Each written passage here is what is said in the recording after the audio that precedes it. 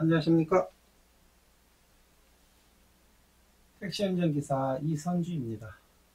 오늘은 타다의 불법성에 대해서 이야기하고자 합니다. 우선 카풀의 불법성은 최근에 법원 판결로 명확해졌죠. 출퇴근 시간 이외에 카풀 행위에 대해서 법원이 판결을 했으니까요. 그리고 불법 카풀 운행을 한 운전자가 항소를 했는데 그것조차 기각되었으니까요. 이게 어떤 일이 중간에 있었는가 하면요. 여러 플랫폼 사업자들이 운수사업법의 그 카풀 행위, 예외적으로 출퇴근 시간에 허용할 수 있는 이 범위를 자의적으로 확대 해석해서 불법 카풀 중개업을 했습니다. 이게 너무 만연하다 보니까 서울시에서 고발을 했고, 경찰서에서는 42명에 대해서, 그러니까 출퇴근 시간이 아닌 분들, 직업이 없는데 직업적으로 카풀 행위를 한 분들을 기소 의견으로 검찰에 송치했고요. 한 분이 항소를 하여서 기각된 겁니다.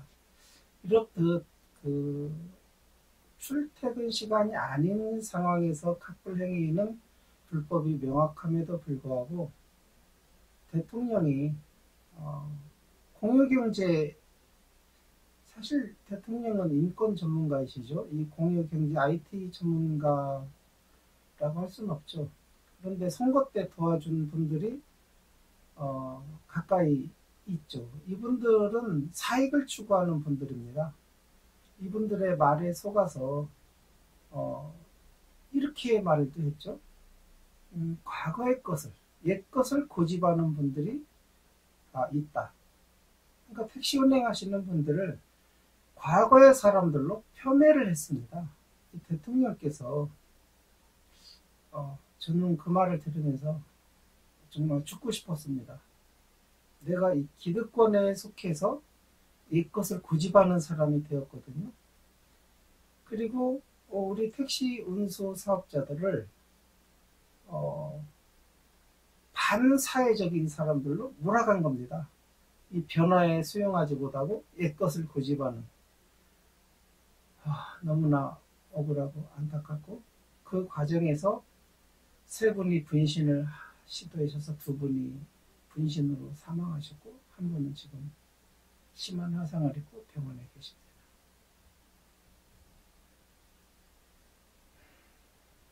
오늘은 타다의 불법성에 대해서 말씀드리고자 합니다. 원칙적으로 금하고 있기 때문에 차차, 벅시 등이 국토교통부의 유권해석, 운전자를 예외적으로 알선할 수 있으니까 우리가 직접 돈을 받지 않고 11인승에서 15인승을 알선해서 이런 영업을 하게 해주십시오 하고 국토교통부에 유권해석을 의뢰했을 때 이건 불법이다, 불법 유상 운송 행위다고 국토교통부가 유권해석을 했습니다. 이때 불법 카풀에 의해서 검찰의 기소 의견으로 송치가 되고 국토교통부에서는 이런 영업, 운전자는 알선해 줄 수 있지만 운전자를 알선해서 유상운송 행위를 해서는 안 된다는 거예요. 차를 빌렸으면 임차계약서에 의해서 운전자를 알선해서 차를 대여할 수 있을 뿐이지 그 자체로 유상운송행위를 이어져서는 안 된다는 겁니다. 운수사법 시행령 2조 2항에 그러한 유상운송행위는 일반 택시 사업자와 개인 택시 사업자가 할 수 있다고 정확하게 딱 써 있습니다. 이때 카카오가, 저희들이 카카오 게이트라고 주장하는 이유는 여기 있는 겁니다. 이때 카카오가 사업이 위축된 검찰의 불법 카풀하는 사람들이 기소되고 처벌받고 국토교통부에서는 11인승에 15인승에 운전자는 알선할 수 있지만 유상운송 행위로 이어져서는 안 된다고 유권 해석을 하는 상황에서 이런 스타트업들이 기업 가치가 떨어졌습니다. 이때 카카오는 이 회사들을 인수한 이후에 국토부에 어떠한 확대 해석을 했느냐. 지금 시대에 출퇴근 시간이 따로 어디 있느냐. 내가 출근하는 시간이 바로 출퇴근 시간이다.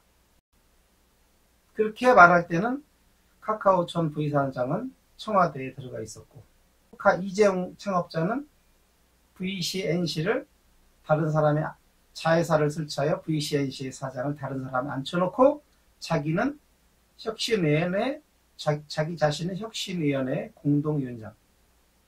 사익을 추구하는 사람들이 국가 정책 직접 관련된 곳에 들어가서 말들을 하기 시작하고 대통령을 속이기 시작한 겁니다. 그 결과 각종 언론들이, 국토부 관계자들이 말문이 막혔습니다. 심지어 국민들에 의해서 직접 선출되는 국회의원들조차 말문이 막혔습니다. 단 한 사람만이 진실을 말했습니다. 전 부장검사 출신인 김경진 의원이요.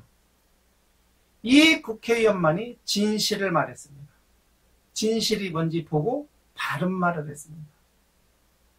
다른 분들은, 민주당 국회의원들은 공천 못 받을까봐 대통령이 공유경제라는 말 한마디에 아무 말도 못하고 바른 말도 못하고 여복했으면 부인신을 했습니까?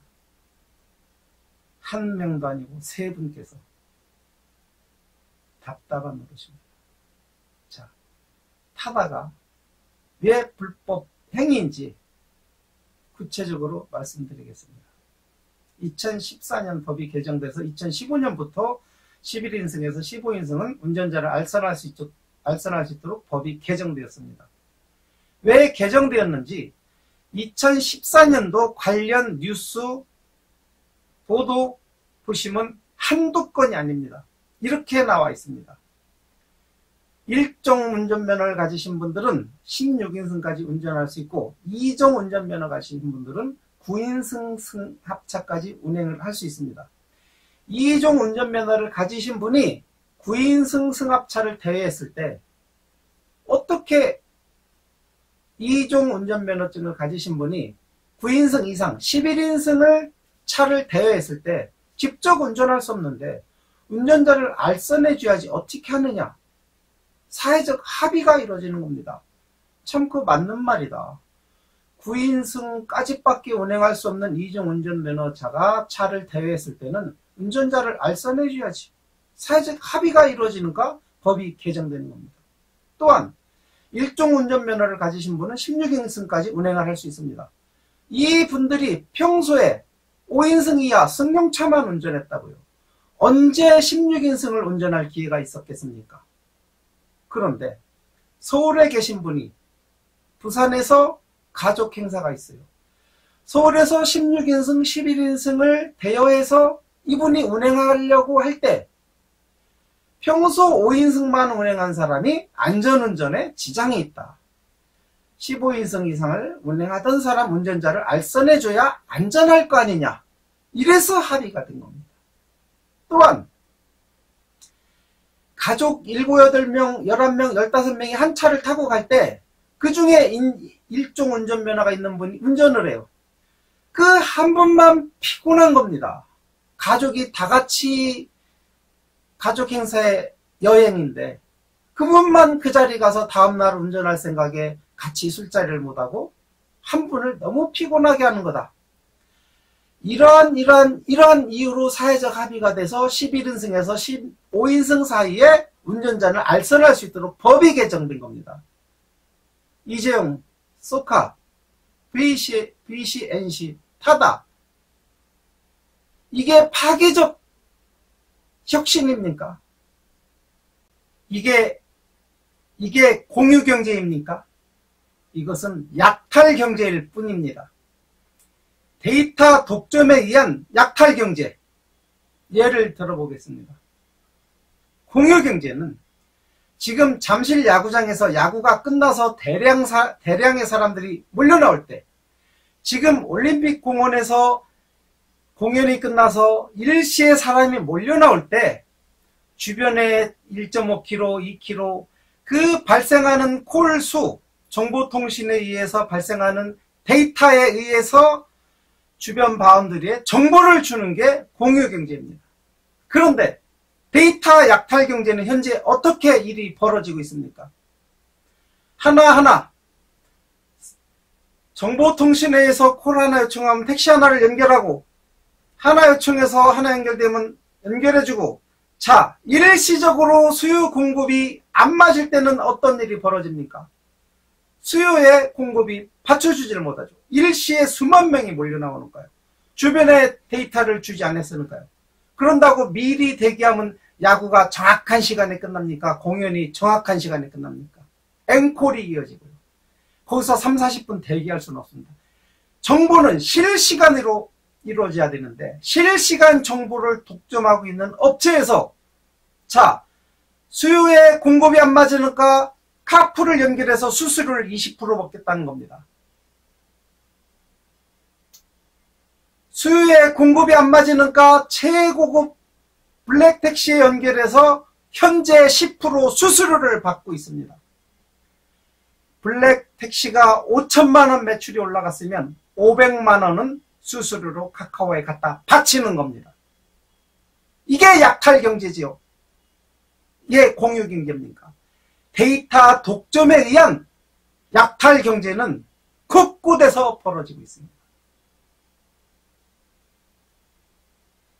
자율주행차라는 말을 하는데요. 자율주행차가 하루 돌아다녔을 때 4,000기가의 데이터가 발생합니다. 자율주행차의 데이터 발생은 4테라입니다. 하루에. 우리가 한 달에 10기가만 써도 대략 5만원 돈 통신사에 내지 않습니까? 그런데 하루에 4,000기가를 써야 자율주행차가 움직입니다.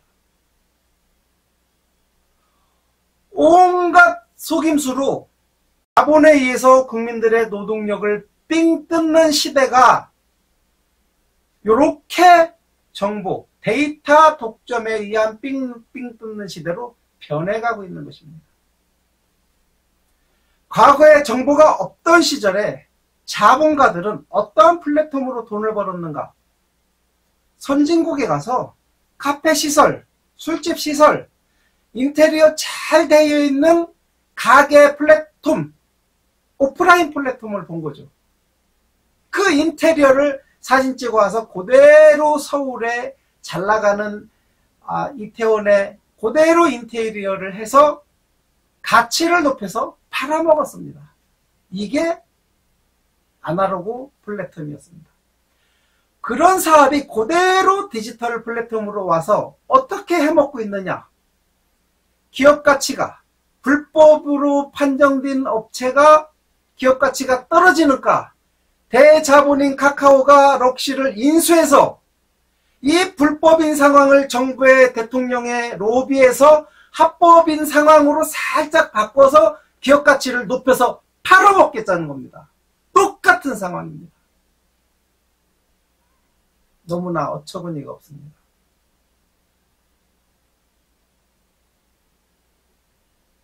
타다는 불법으로 이루어지고 있는 것이며 타다가 주장하는 기존의 택시시장하고 겹치지 않는다. 이미 택시시장에는 전보택시가 있습니다. 타다의 속임수는 이로 말로 다 말할 수가 없습니다. 11인승은 운전자를 알선할 수 있다. 그 돌아다니는 차들이 실제로 11인승입니까? 의자 다 묻어져 들어가 있습니다. 차를 딱 보십시오. 8인승입니다. 법으로 11인승일 뿐입니다. 얼마 전에 국정농단 한 분을 범미꾸라지라고 표현하더군요. 이건 참 그렇네요. 이것도 범미꾸라지네요.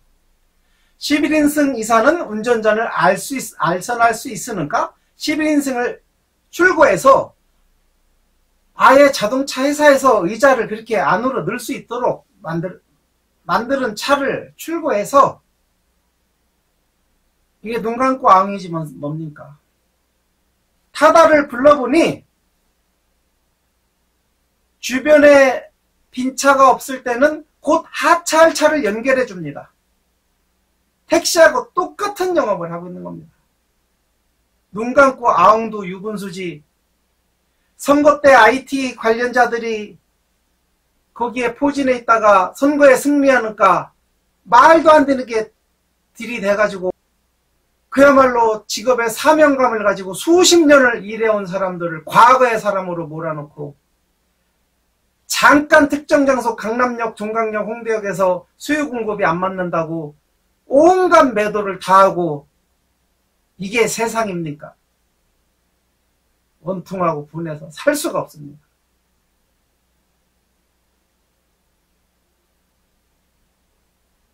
지금 타다가 정상적인 흑자 운영이 됩니까? 수익이 나지 않는 구조로 투자자들을 현혹했고 그 과정에서 그 업종에 있는 택시 운전자들을 수익을 떨어뜨렸습니다. 불공정 행위로. 타다 운전자를 고용해서 시간당 10,000원을 드리고 있고 부가가치세 포함 11,000원이 비용이 지출되고 있습니다. 그분들이 10시간 일해서 11만원 비용이 나올 때 총 매출이 얼마가 나오고 있습니까? 지금 경영이 합당한 경영이라고 생각하십니까? 오로지 기업 가치를 높여서 또 다른 사업을 이어갈 욕심입니다. 이 과정에서 불공정 행위가 길어짐으로써 택시 현업 종사자들이 엄청난 피해를 보고 있는 불공정 행위를 하고 있는 겁니다. 피크 시간에 의해서 발생하는 시민들의 불만사항을 이용해서 투자자들을 모집하여 타다를 영업하고 그 과정에서 소카의 기업 가치를 높여서 플랫폼 자체를 팔아먹자고 하고 있는 거 아닙니까? 이 과정에서 저희 택시기사들은 엄청난 피해를 보고 있는 불공정 행위를 하고 있는 거 아닙니까? 다른 목적을 위해서 기업 가치만 높이면서 그 와중에 저희 택시들은 지금 피해자가 되고 있는 거 아닙니까?